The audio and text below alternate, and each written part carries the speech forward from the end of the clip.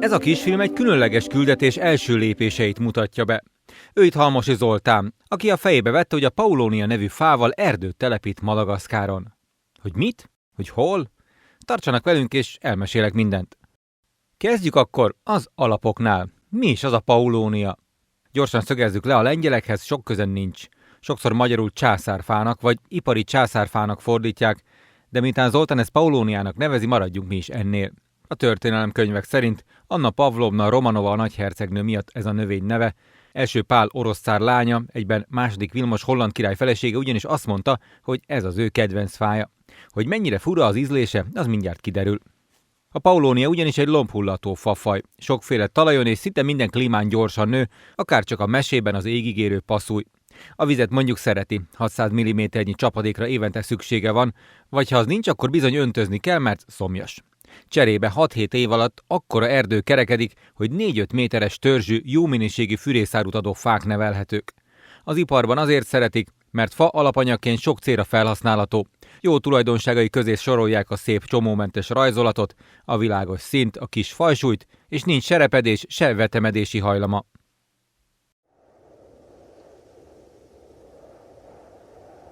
Halmosi Zoltán 10 éve foglalkozik a Paulownia magyarországi termesztésével. Eleinte inkább csak kísérleti program keretében, aztán később már gazdasági hasznosítás céljából is. Kínából egy hibrid klónt hozott be Magyarországra, amit tovább finomítva alakította ki a jelenlegi Paulownia H9501M típusú klónt. Véleménye szerint ezt nem csak hazánkban, hanem Madagaszkáron is nagy sikerrel lehet majd alkalmazni. Ez keltette fel Judy érdeklődését 2020 nyarán, aki a Paulownia kapcsán az interneten bukkant rá. Hosszas egyeztetés és levelezgetés után 2021. január végén utazott ki Halmosi Zoltán Madagaszkárra. Az utazás fő célja az induló madagaszkári újraerdősítési program első lépésének segítése volt. A programnak azzal az irányvonalával értett egyet, hogy az őshonos és hosszú ciklusú fafajták mellett a gyors eredménnyel járó Paulownia kerüljön a telepítési programba. Halmosi Zoltán 5 hetet töltött kint Madagaszkáron, ami a 2x2 napos szabadidős program kivételével tulajdonképpen munkával, oktatással, szervezéssel telt, és némi holtidővel.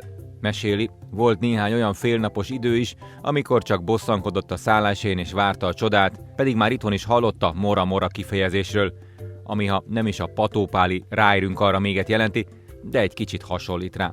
Ez egy európai mentalitással elég nehezen egyeztethető össze. Nem csak a vírus, az egyéb feltételek miatt is nehéz volt a találkozót megszervezni, hiszen a cél nem a kirándulás volt, hanem az, hogy hasznos tevékenységet lehessen végezni. Halmosi Zoltán éppen ezért itthonról, amit csak lehetett, már előkészített, hogy azzal is segítse a kinti programot. Mi is volt a célja?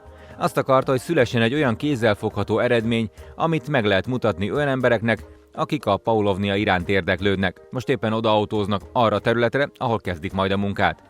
Errefelé ilyen utak vannak, így a tempó már 30-40 km/h sebesség esetén is komolynak tűnik. Az éjszakai eső csinált itt egy kis problémát az úton, bár itt éppen ki van kövezve, de egy komoly átfolyás keletkezett. Én most ezen átgyalogolok, de alul kő. Azt javasoltam Johnnak, hogy jöjjön át velutóval. Mit is kell tudni Madagaszkárról? Ez egy csodálatos, egyben szegény vidék. A gazdasági mutatók szerint a világ 8. legszegényebb országa, már nem Afrika, de még nem is Ázsia. Egy kicsit nem tartozik egyik földrészhez sem, miközben azért hivatalosan a fekete kontinenshez sorolják. A képeket látva ugyanakkor nem csodálkozunk, hogy a Lonely Planet magazin 2019-ben a világ 10 legjobb úti célja közé sorolta. A látszólagos ellentmondás a csodás környezete és az egyedi állat- és növényvilága miatt van.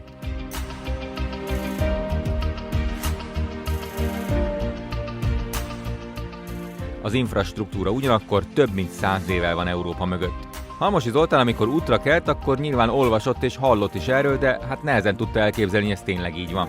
Az az idealizmus, hogy ő majd gépekkel és traktorokkal dolgozik, nos, ezt azonnal el kellett felejteni. Maradt a kézi erő és a zebu, a madagaszkáriak kúkos házi állata. Ez a leghasznosabb állat errefelé, hiszen be lehet fogni szekérbe vagy ekellé, a húsát el lehet fogyasztani, a bőrét felhasználják és az ürülékével megtrágyázzák a földet, a nőstényeket pedig meg is szokták fejni. De miért is kell Madagaszkáron erdőt telepíteni? Nos, ahogy például az Amazonasnál, itt is évtizedek óta folyik az erdők írtása, sőt, ennek az üteme az utóbbi 2 évet kivéve még fel is gyorsult. Az erdőírtás motivációja az első időben a termőföldszerzés volt. A haszonfákat kitermelték, a maradékot meg felégették. Az utóbbi időben aztán a faszén iránti kereslet került az első helyre a fakivágási okok között. Akár védett erdőket, nemzeti parkokat is simán letaroltak. Ráadásul a hátramaradó fatuskókat sem gondozzák, pedig újra erdőket lehetett volna hajtásválogatással nevelni. A szegénységben élő vidéki lakókat semmilyen érdek nem fűzte a sarjerdő kialakításában, csak a fák kivágása, következmények nélküli eltulajdonítása lebegett a szemük előtt. Ezzel mára sikerült Madagaszkár természetes növénytakarójának nem kevesebb, mint 90%-át elveszíteni. Ez már a kormányzatnak is szemet szúrt, és azt mondták, ez így nem mehet tovább. Így első körben az írtást fogták vissza. És hogy mennyire fontos ma már a telepítés? Nos, a pandémia kellős közepén egy Madagaszkáron élő lány, Judy meg tudta szervezni, hogy Halmosi Zoltán kiutazzon, és még találkozzon a környezetvédelmi miniszterrel is, hogy fel tudja vázolni a terveit, hogyan lehet gyors sikert elérni a telepítéssel. A miniszter asszony, mert hogy ő a hölgyöt középen, 60 millió facsemete elültetését hirdette meg. Ebben kaphat szerepet az őshonos fafajták mellett a gyors sikerrel kecsegtető paulónia is. No de akkor ennyi bevezető után irány a terület, ahol a mintaerdő felépülhet. Alighanem ezen képek láttán nem kell nagyon bizonygatni, itt szó szerint mindent a semmiből kellett létrehozni. Ha például valaki egy fóliasátrat szeretne, akkor ne úgy képzelje el senki sem, hogy fogja magát és bemegy egy barkácsáruházba.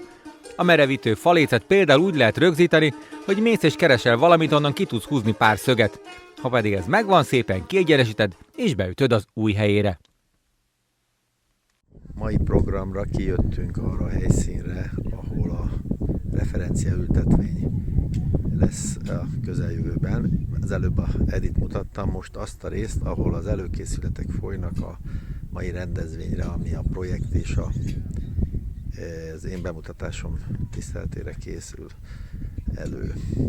És itt most, ha tovább fordulok, akkor itt a úttól balra lévő hosszú sáv az, amelyik a referenciaültetvény helye lenne, amiben én ma még egy kicsit szkeptikus vagyok, hogy ebből hogy lesz megművelt, gyorsan megművelt terület, ahova mondjuk egy belátható időn belül bele lehet ültetni majd az addigra elkészített palántákat. Hát ez van ma. A helyiek ritkán találkoznak európai emberrel, már csak ezért is nagy volt az érdeklődés az erdősítés iránt. A bemutatkozás pedig nagyon jól sikerült. A malagasziakat meg is nyugtatta, hogy Halmosi Zoltán megígérte nekik, a munkafolyamatokat megmutatja, sőt meg is tanítja nekik, mert a feladatok pontos végrehajtása a siker egyik alapja. Hogy eddig még mit tett hozzá, azt nem tudjuk, de azért az feltűnt, hogy a magyar szöveg duplája volt mindig a fordítás. De miután a beszédek után mindenki lelkes volt, nem feltételezzük, hogy adoptálta Markos György és Nádas György tolmácsos jelenetét, amit Budapesten valószínű ő is hallott. Az elkövetkezendő napokban felgyorsultak az események. Elkezdődött az 1500 palánta nevelése. Hogy hogyan, az a program kísérleti jellege miatt egyelőre maradjon még titok. A palántákra azért volt szükség, mert a tervek között egy referencia ültetvény és egy gémbank létrehozása is szerepelt. Ennek az alapjait azzal sikerült megteremteni, hogy Halmosi Zoltán magával vitte az ehhez szükséges szaporítóanyagokat. A podgyászában 2100 darab olyan gyökérdugványt vitt ugyanis, ami bázisa lehet az egész madagaszkári projektnek. Egy hibrid alany esetében nagyon fontos, hogy minden jó tulajdonságát 100%-ban tovább örökítse a szaporítóanyag, így pedig egygén azonos szaporítását tudták megvalósítani. Kísérletként és próbaként azért csináltak egy magvetést is, ami szerényebb eredményeket képes produkálni. Időközben megszületett a referencia ültetvény helyének kiválasztása, minősítése is. A bemutatott területet a kinti lehetőségekhez képest mindenféle módon megvizsgálták, és Halmosi Zoltán azt minősítette is. A falusiak segítségével kutatógödröket ástak, így választották ki a 8000 négyzetméteres referenciaültetvény területét, valamint az onnan körülbelül 100 méterre lévő gémbank 200 négyzetméteres területét is.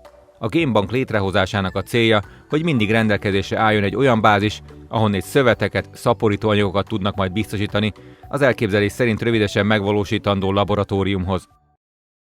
Judy szervezésével sikerült felderíteni a paulovniát előállító, Madagaszkáron működő 2 olyan vállalkozást, akik már szaporítással és ültetéssel is foglalkoznak, ebből a 2-ből a nagyobbikat meg is látogatták. Az információk szerint a köztársasági elnök számára végeztek el egy 6000 négyzetméteres ültetvény telepítését, és szándékukban áll egy 25 000 négyzetméteres terület fásítása is Paulovniával. De ezeknek az információknak a valóságban semmilyen nyomát nem lehetett tapasztalni. Az ott lévő 2 szakember elmondása szerint az alaptípus Tomentosát használták szaporításra, Halmosi Zoltán ezeknek a nyomait sem látta. A látottak alapján az volt az érzése, hogy szüksége van egy kis plusz információra, tudásra, illetve a technológia átadására is. A cég meglátogatásának azért volt egy haszna is. Ha ők a tudásukkal és a technológiáikkal eredményt tudtak elérni, akkor az mindenképpen arra utal, hogy a környezet és talajviszonyok, valamint a klíma is alkalmas a Paulovnia termesztésére. Halmosi Zoltán felmérte a kinti lehetőségeket, hogy lássa egyáltalán mennyire realitás az, hogy egy komoly projektet meg lehet valósítani. Hát bizony nem volt egyszerű. Próbált őket némi rendszerre is sarkalni. Eleinte eldobálták a dolgokat, papírt, műanyagot, egyebet. Ő látványosan odament, fölvette, egy darabig gyűjtögette, majd visszaadta nekik. Ez igazán hatásos volt, mert a vége fele már nem látott eldobott szemetet a területen. Tehát legalább ez már egy kicsit beléjük rögződött. Madagaszkáron ebben az időszakban sokszor van nagy esőzés. Ilyenkor el kell felejteni az autót, csak gyalog lehet közlekedni. Most például a fóliasátorhoz igyekeznek, rizsföldeken keresztül, ahogy illik, mezitláb. Egy kis zebuszántást próbálok most fölvenni. Nézem, hogy megy ez a művelet. Még sose láttam zebuval szántani, de igen, ez tulajdonképpen egy hasonló acéleke, mint ami Magyarországon a lovak húztak, talán egy kicsit kisebb, kicsit egyszerűbb, de nincsen kocsija, csak egy kis kerék.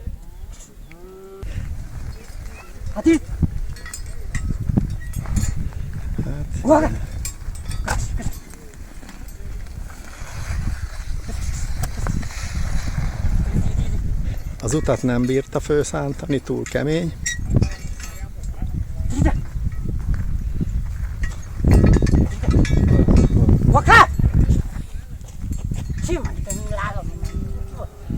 Hát lesz ezután még kézi munka, bőven úgy tűnik.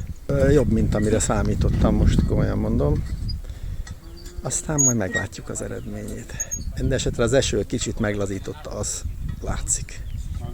Hogy van, aki meghúzza gerebjével. Na hát szóval ez már egy fejlettebb technika. Jó van, örülök. Ha minden igaz, erdő lesz.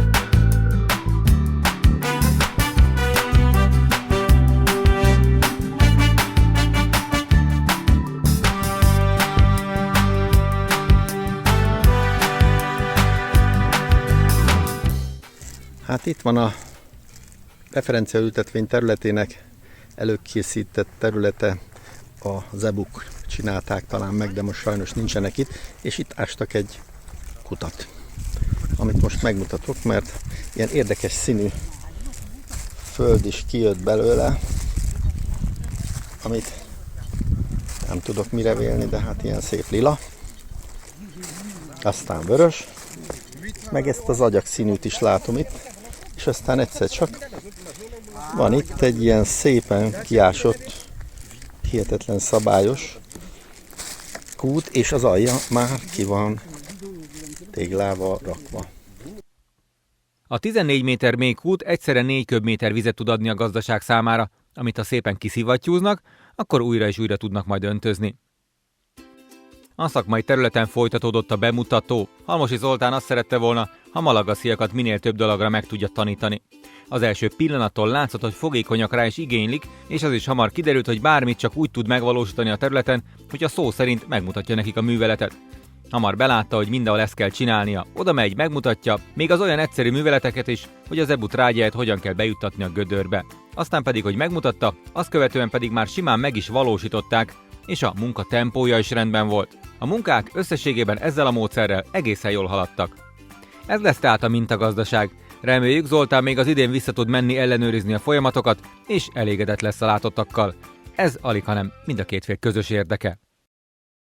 Halmosi Zoltán kint eltöltött 5 hete során 3 család segítette a programját, hogy boldoguljon Madagaszkáron. John és felesége Ruszit nekik az udvarukon kezdték el a palántákat nevelni a fólia sátorban. Aztán Judy és édesapja Clever aki pedig nélkülözhetetlen volt a tolmácsolásban az Eddi, hiszen ő a 80-as években Budapesten járt egyetemre, és a mai napig megmaradt a magyar tudásának a nagy része.